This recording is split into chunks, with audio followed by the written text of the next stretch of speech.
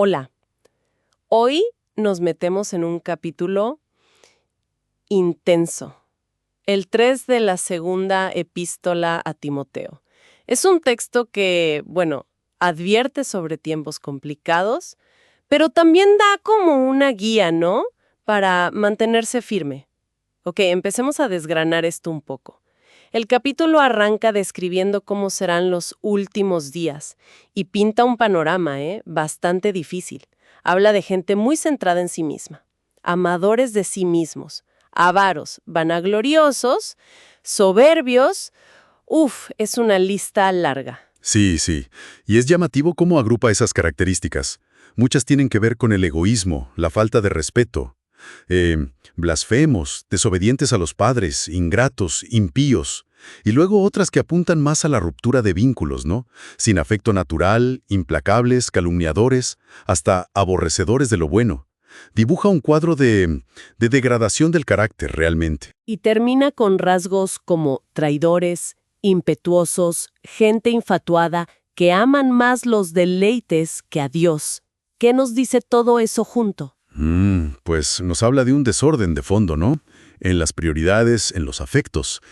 Pero quizá el punto más agudo es que dice que tendrán apariencia de piedad, pero negarán su eficacia. ¿Apariencia de piedad? Exacto. O sea, una religiosidad como superficial que no tiene el poder real, transformador de la fe. Un formalismo vacío, digamos. ¿Y cómo se ve esa negación de la eficacia? ¿Es solo hipocresía para afuera? Es más profundo, creo yo. Implica rechazar el poder de Dios que de verdad cambia la vida, desde adentro. El texto lo ilustra con Janes y Jambres, ¿sabes? Figuras que, según la tradición, se opusieron a Moisés. Los presenta como arquetipos de esa resistencia a la verdad, usando el engaño. Los llama hombres corruptos de entendimiento. ¡Qué fuerte! Sí, reprobos en cuanto a la fe. Pero ojo, añade una advertencia. Dice que su insensatez, como la de ellos, al final será evidente para todos. Tarde o temprano se ve. Entiendo. Ahora, el texto da un giro, ¿no? Contrasta toda esa negatividad.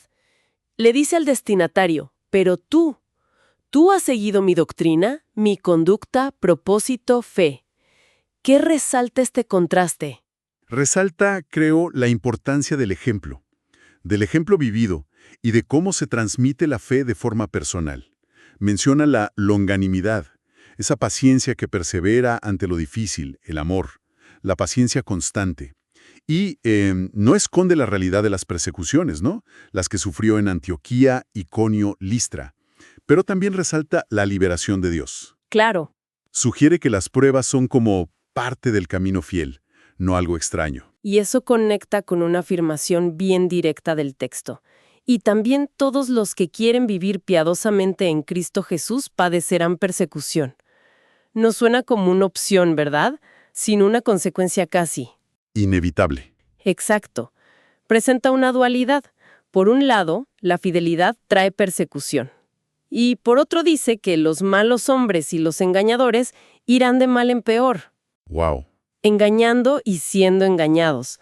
Son como dos caminos opuestos. Perseverar en la fe, aunque cueste, o esa espiral hacia abajo del engaño. Frente a ese panorama, entonces, la clave es la exhortación. Pero persiste tú en lo que has aprendido y te persuadiste. ¿De dónde viene la fuerza para esa persistencia, según el texto? Bueno, se apoya en dos pilares, diría yo. Primero, la confianza en las personas de quienes se aprendió. Y fundamentalmente en las Sagradas Escrituras, que conocía desde niño.